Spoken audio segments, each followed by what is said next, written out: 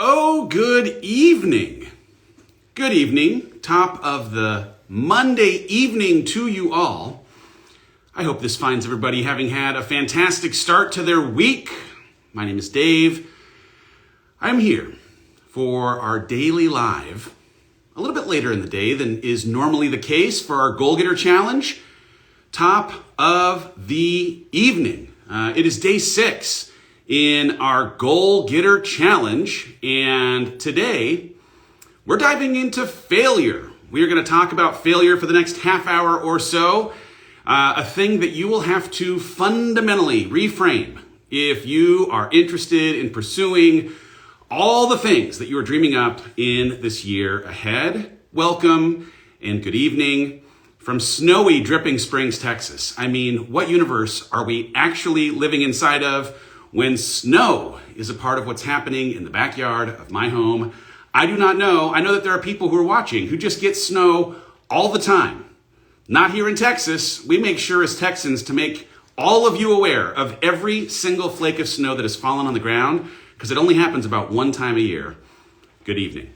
If you have been with us all week last week, then you know that we are immersed inside of a Goal Getter Challenge. This idea that if we can every day for these first 2 weeks of January, the first 2 weeks of 2021, think a little bit about the things that might get in the way of all that we're pursuing in the year ahead, that we may, in fact, give ourselves a chance of achieving all the goals, all the dreams, all the things that we have on our list to accomplish in this year ahead.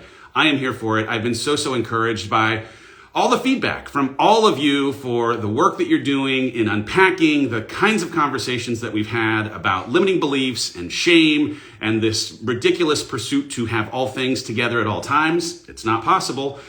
Today, we're talking about failure and the way that we as human beings tend to assign weight, negative weight, to the stigma that is failure. And if we are interested in actually living into and becoming the versions of who we'd hope to be in 2021, how we're going to have to actually totally change the negative attribution that we assign to failure, because the only way that we will grow, the only way that we will become, is if we are comfortable walking toward things that we will fail at, actually failing at those things, and inevitably turn ourselves into people who, because of the learning that comes from failure, are able to actually learn from it, apply those learnings, and grow. So in the book that we have been going through every single day, it's called Get Out of Your Own Way, I read a little in the coaching that was delivered to your inboxes from the chapter Failure Makes You Weak. It is chapter number 8 in the book, and I started the conversation by telling a little bit of a story around this time when my son was putting himself out there in running for president of his class. And in deciding to do so, he had the same kind of reservations that any of us might end up having in trying to do something new. He started with questions of what it might mean to not succeed at this pursuit of something that he was doing that many other people were not doing, right? He was one of 2 candidates. Those 2 candidates were inevitably, in putting themselves on the ballot, making a decision that they would, in being the 1% of people putting themselves out there, risk not succeeding for the opportunity to grow, for the opportunity to win.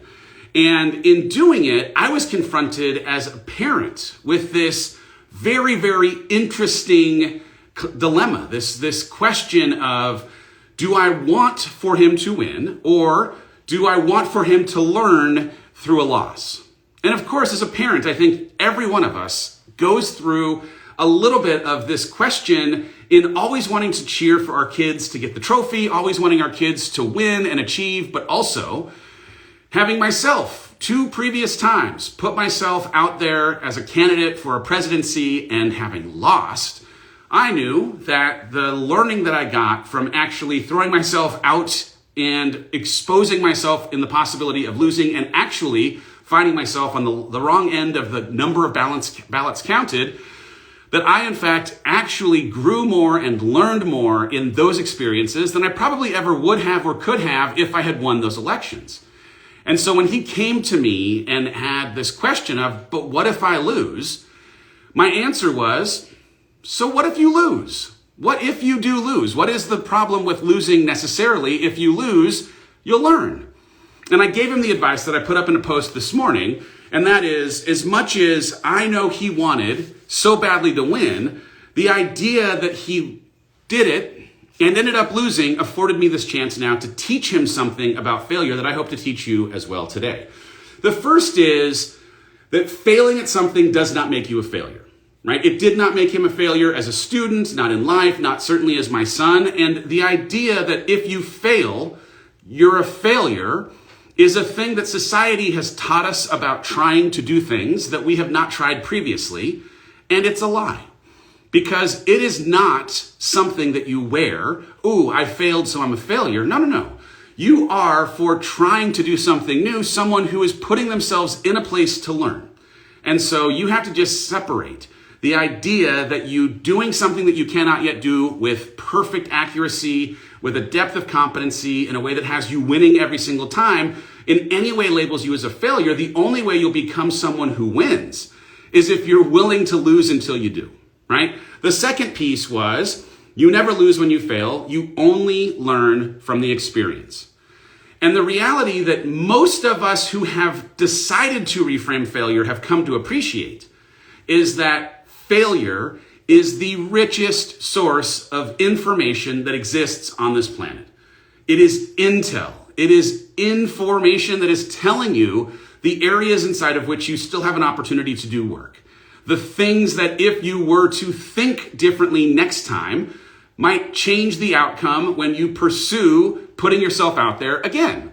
And so if you don't, right, if you don't put yourself in a position where you could fail, you never ever give yourself the opportunity to learn about what it is that you might need to do the next time when you want to get it even better, when you want to take those things that you've take those things that you've now learned and apply them in whatever you decide to do going forward.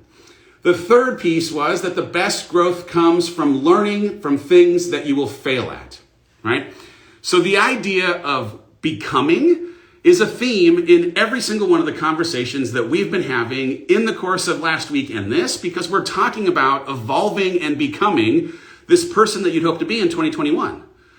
But you cannot become if you are not growing, and you will not grow if you aren't putting yourself in positions where you will fail. Growth requires failure. Failure is an ingredient that is necessary. It's the yeast that makes the bread rise. You have to be in a position where you fail in order to grow. And the only way that you can be fulfilled in anything that you're pursuing is if you adopt a willingness to grow through the failures in having put yourself in places where you're not yet great. And the last thing, the opinions of people sitting on the sidelines should not intimidate you because you've already done something they haven't by putting yourself in the game. So often, the fear of failure is actually a fear of being judged by other people for what they might think of us having tried and not gotten it right. And the thing we have to stay connected to more than anything is that we, in actually doing something that we're failing at, are putting ourselves in the arena. We are doing something that they are not yet doing. The people who might judge are not trying the thing that you may in fact be failing at. And so for my son, who was one of 2 candidates out of a class of hundreds, he was already doing something that 99.5% of the student body was not doing. So what if one of the 99.5% of people were to judge him for having tried and failed at being president? He could take solace and consolation in the recognition that he did something that the rest of them did not do. And you'll have to take consolation in that too. One of the things that's inside of the coaching that came into your inbox was just this broader conversation around the difference between growth and fixed mindset. So there is a book by Carol Dweck. It's called Mindset. It is arguably one of the most important personal development books that you could get your hands on. Because understanding the difference between these two different kinds of mindsets, someone who is fixed versus someone who has a growth mindset, is a wild difference maker for the kind of life that you can have when you adopt growth over fixed.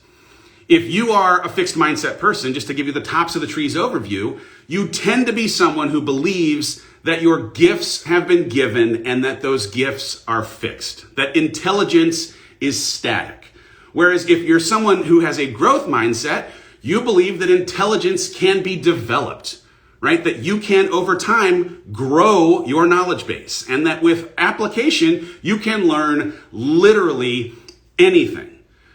The person who's a fixed mindset person, they tend to have a desire to look smart. They have a desire to show people that they have it all together because they have this belief that the gifts that they have are things that they have to defend. Whereas the growth mindset person tend to be the person who has a desire to learn. And therefore, in that desire to learn, just walks toward challenges and walks towards anything, obstacles, the way that they think about effort, the way that they think about criticism in a fundamentally different way. When it comes to challenges, a fixed mindset person tends to generally avoid challenges. Because if they are challenged and they believe that the skills that they have are the only skills they will ever have, they don't want to put themselves into a place where they might be revealed for not actually having the set of skills to handle the challenge. Whereas the growth mindset person sees a challenge and embraces it for possibly changing the way that they approach that challenge the next time it ends up presenting itself. When it comes to obstacles, the person who ends up being a fixed mindset person has tended to historically given up faster when they run into an obstacle. Right? They don't want to have, again, in the grind of trying to figure it out, have any of their fixed abilities put open for the world to see as not being prepared not yet prepared for how they might handle those obstacles. Whereas in the face of obstacles, a growth mindset person is going to persist inside of them. They're going to find a way to keep working in it. And the friction that exists inside of that perpetual state of working through the obstacle is where breakthrough comes. It's where learning comes. It's where they, in that learning, are able to fundamentally rewire the way that they think about their ability to handle that obstacle if it comes in their way again. Effort, right? When it comes to effort, the fixed mindset person tends to see having to put more effort in as a fruitless exercise. Because if they put in the effort that they know themselves to be capable of and can't get the result that they're looking for, they assume that this was not cut out for them, it's the end. Whereas the growth mindset person sees effort as the path to developing mastery. That in the effort, it's where they actually learn the things that they are meant to learn so that they can grow, so that they can become. Criticism, right? Everyone's worried, what are people going to think of me trying this thing that I have not tried before? What if I fail publicly? Criticism tends to be something that the fixed mindset person absolutely 100% avoids. They ignore negative feedback. They don't like the idea of someone saying that they don't yet have it all together or don't yet have it all figured out. Whereas the person who is a growth mindset person learns from criticism. They learn from feedback. They welcome someone to offer them hey, insight on how you could have thought about this differently, because they take that criticism and again, apply it to how they might solve the problem the next time that problem comes up. And the last thing that Carol Dweck ends up talking about is the idea of success of others. The way that a fixed mindset person witnesses the success of others is to feel threatened by it. Is to see someone else's success and compare it to their own abilities and feel like that difference, the delta that exists between someone who's further along in their journey and your own, is an indictment on the unworthiness or the fact that you just don't yet have the skills and that you may never have them. Whereas the person on the growth side of the ledger, they see someone else's success as the trail of breadcrumbs to follow. They're inspired by other people's success. They want to understand how they made the kind of progress and inroads that they made so that in learning from what worked from them, they might apply it to themselves, right? So as a result, net, difference between growth and fixed mindset, the people who are fixed mindset tend to plateau earlier, right? They tend to achieve less than their full potential because of a self-fulfilling decision that the gifts that they have are static, that their intelligence is fixed, and that in not being able to learn new skills or learn new things, this is all it's going to be. It's a deterministic view on the world, and they have decided that this is just as good as it's going to be, and that's all it's going to be, and it changes the way they approach failure. Whereas the growth mindset person, they have even higher levels of achievement, right? They have an even greater sense of free will. They believe that anything that comes in their way was offered to them, for the opportunity to grow and become who they are meant to be. So if you have not previously, I encourage you, spend some time with growth and fixed mindset. It's such a game changer to think about how you identify and when you see that there are parts of who you are that tend to be more fixed in your mindset, how you might challenge yourself to think a little bit differently of what it might take to flip the switch into being someone who identifies more as growth mindset, because when you do, your view, the frame through which you look at failure fundamentally changes. You don't see failure now as an indictment of something that you can't do. You see failure as this rich experience of data that will give you the gift of now understanding, because of having put yourself out there, the way that you'll have to approach doing something differently next time, so that in learning it, you are growing into a better, different version of yourself. In the email that came out, in the coaching that came out, there were 3 big things that I threw out. One of them was this conversation around growth or fixed mindset, right? You have to be one of 2 people. So it's important for you to really spend time understanding which of these 2 people you are. I see someone asking in real time, can a fixed mindset person eventually transform into a growth mindset person? Absolutely, 100%. I am someone who was for so many years of my life a fixed mindset person. And it took a ton of time. First, it took me understanding the difference between growth and fixed mindset. But then it just took diving into and spending time understanding growth, mindset, philosophy, and understanding the tenets of it that gave me the kind of permission to walk into spaces where I might flex something that over time took the muscle memory of being more fixed and broke it down. Reframed that muscle memory with now what ends up being unbelievably more a growth mindset. So if you find yourself as someone who identifies as more a fixed mindset person, you can absolutely 100% change the way that you have mindset. You just have to put it to work. The more that you practice, the more that it will be something that just works for you.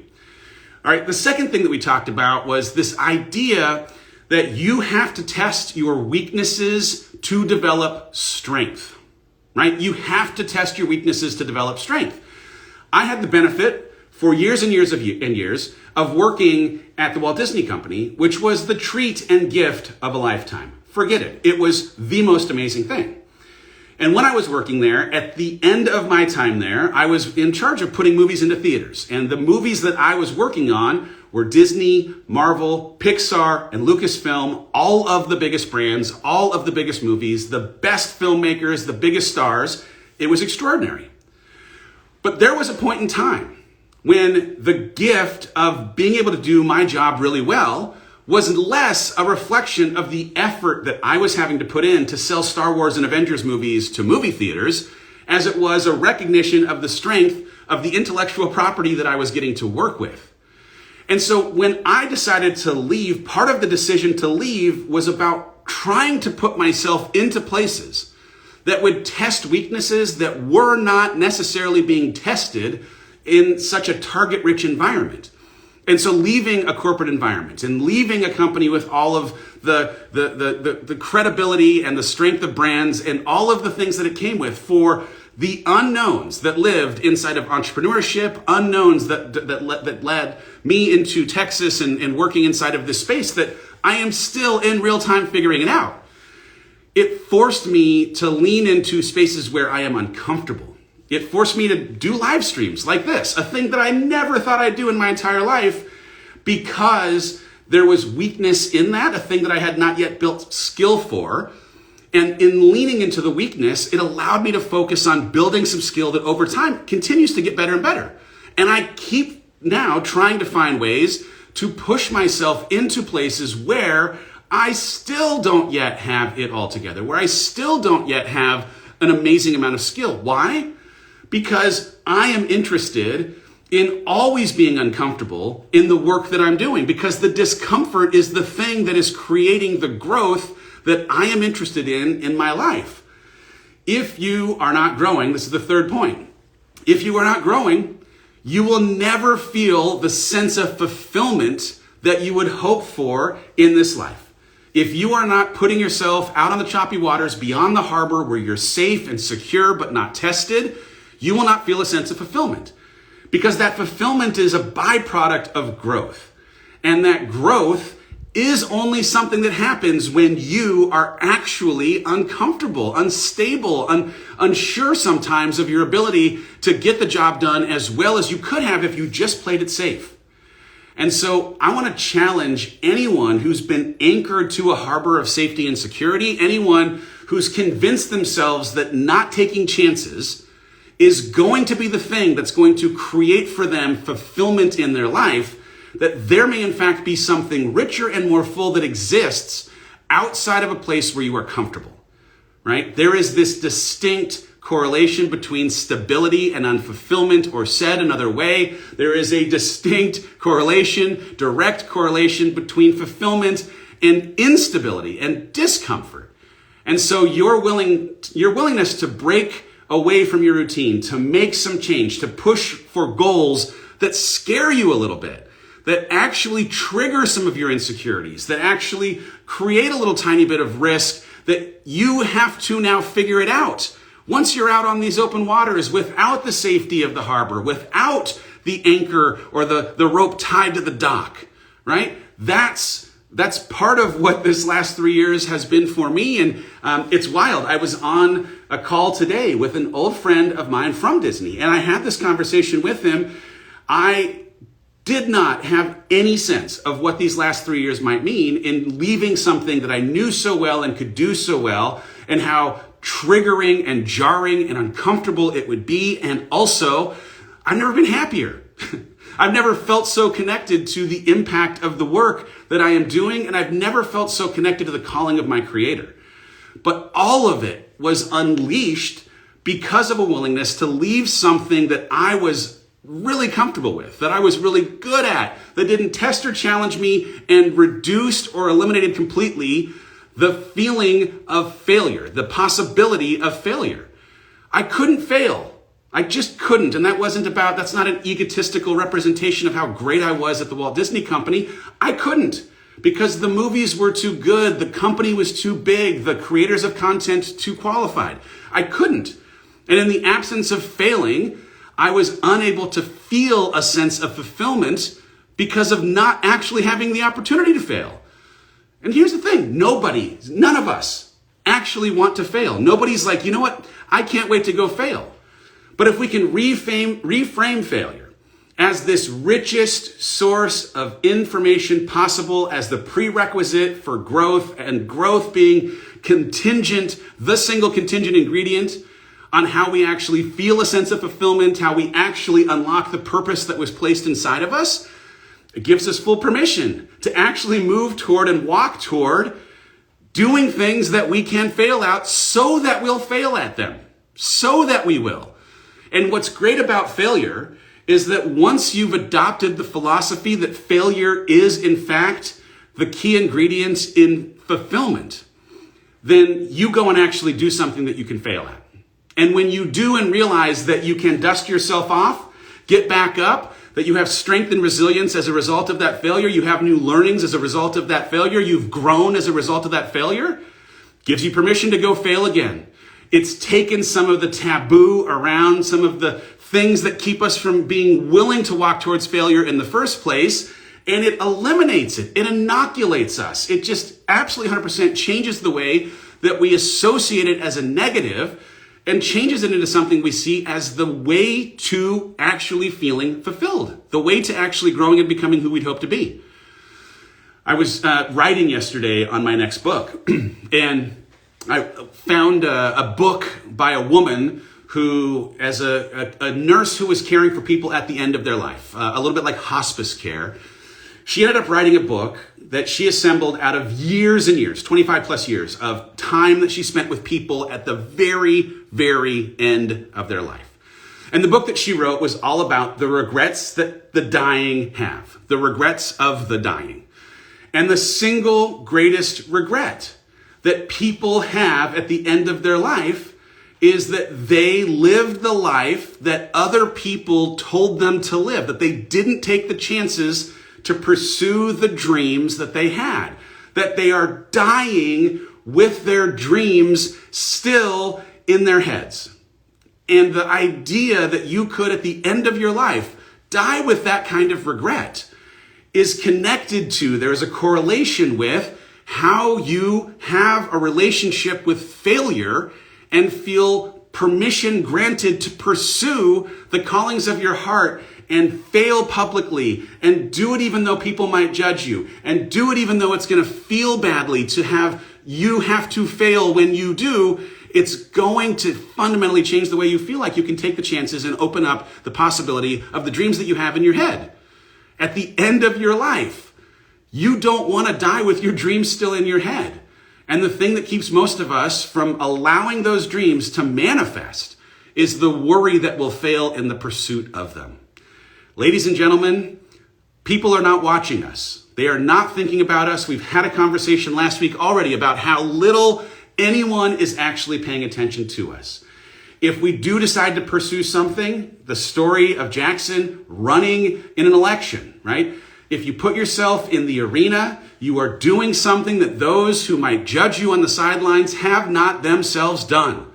They do not even have a right to have an opinion about your pursuit of something that you might fail at because they are not themselves doing it.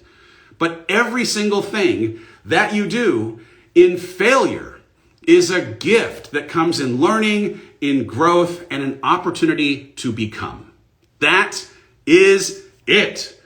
All right, that is our Monday session on failure. Ladies and gentlemen, I need to announce a winner for today's one-on-one coaching Zoom conversation with me. Drum roll, please. Ladies and gentlemen, every single day I am picking someone who will do one-on-one coaching with me in a Zoom. And today's winner is someone named Kimberly Alexander. Kimberly Alexander, I hope you know this. We've just become very, very best friends. I cannot wait after this challenge is done to reach out to you and connect on our one-on-one coaching time. We are once again jumping into a conversation tomorrow. Tomorrow's conversation is all about the idea that you can phone it in and be just fine. You cannot phone it in and be just fine. We're going to talk about your personal brand, the reputation that you'd hope to have, the way that you have to consistently show up if you are hoping to have someone consistently talk about you in the way that you'd like, and if you'd hope to have the kind of impact that you'd hope for. So we're going to have that conversation tomorrow. It's going to be at 9 a.m. Central, going back to our regular time for the rest of this week. So I hope to see you then. If you have not, I hope that you will encourage every single human being that you are in community with to join this free challenge for the rest of this week. Send them the link. Make sure that they know that there are free resources every single day heading their way.